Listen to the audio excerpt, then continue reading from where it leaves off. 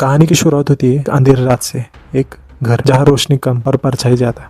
एक लड़की जो अपनी आंखों की रोशनी खो रही है, किसी चीज से डरकर भाग रही है। वह दरवाजा बंद करती है। उसकी सांसें फूल चुकी है। उसे लगता है वह बच गई, लेकिन कमरे में एक स्टूल रखा हुआ था। उसके ऊपर एक फंदा था। कुछ ही देर बाद वह लटक गई। पुलिस कहती है आत्महत्या, लेकिन हवा में फैली डर की बुक कुछ और ही कहानी कह रही है। उसकी जुड़ाव बहन पहुंचती है। दोनों का चेहरा एक जैसा और किस्मत भी, क्योंकि उसे भी वही बीमारी थी, अंधेपन की बीमारी। मुर्दाघर में जब पुलिस अफसर ने फाइल बंद की तो उसने उसे रोक दिया। उसके पति ने उसे समझाने की कोशिश की। देखो, वह डिप्रेशन में थी, उसकी आंखों की रोशनी जा रही थी, वह यह सब सहन न कर पाई। चलो यहाँ से, इससे पहले कि तुम्हारी तबीयत भी खराब हो जाए। लेकिन वह वहाँ से हिली नहीं। उसने लाश के पैरों में एक निशान देखा, ऐसा निशान जो खुदकुशी करने वाला नहीं बना सकता। तुम्हें लगता है मेरी बहन कमजोर थी? नहीं, उसने आत्महत्या नहीं की। वहाँ कोई था। मैंने उसका आखिरी संदेश सुना था।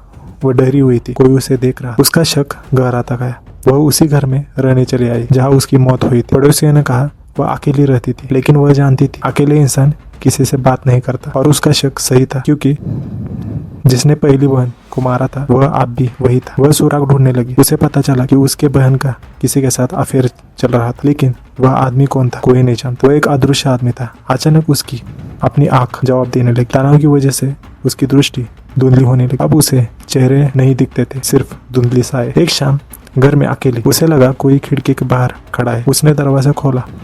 कौन है वहाँ? मैं पुलिस को फोन करूंगी, सामने आओ। मुझे पता है तुम वहाँ हो। कोई जवाब नहीं, सिर्फ पर्दों की हिलने की आवाज। तभी उसे पता चला लाइट चली गई, या शायद लाइट काट दी गई। वह अपने पति को ढूंढती हुए भागती चली गई। नील नील, लेकिन अंधेरे में उसे ठोकर लगती है। जब वह जमीन पर हाथ रखती है तो उसे कुछ गीला महसूस होता है। उसका पति मर चुका था। अब वह पूरी तरह अकेली थी, अंधी और खूनी के साथ एक छत के नीचे। वह छिपने की कोशिश करती है, लेकिन वह आदमी उसे देख सकता है। वह उसके बहुत करीब आ जाती है। उसे मारता नहीं, सिर्फ डराता है, क्योंकि वह चाहता था कि वह भी वही महसूस करे जो वह करता था, अदृश्य। वह आदमी कोई भूत नहीं था। वह एक ऐसा इंसान था जिसे दुनिया हमेशा नजरअंदाज करती आई, जिसका चेहरा कोई याद नहीं रखता। यह मेडिकल रिकॉर्ड रूम में काम करता था, पड़ोसी में रहता था, लेकिन किसी से उसे कभी ठीक नहीं देखा। जब वे आमने सामने आए तो वह उसे नहीं देख नहीं सकती, लेकिन वह समझ गई। तुम लोग मुझे कभी नहीं देखते। मैं तुम्हारे बगल से गुजर जाता हूँ और तुम्हें पता भी नहीं चलता। तुम्हारी बहन ने मुझे देख लिया था, इसलिए उसे मरना पड़ा।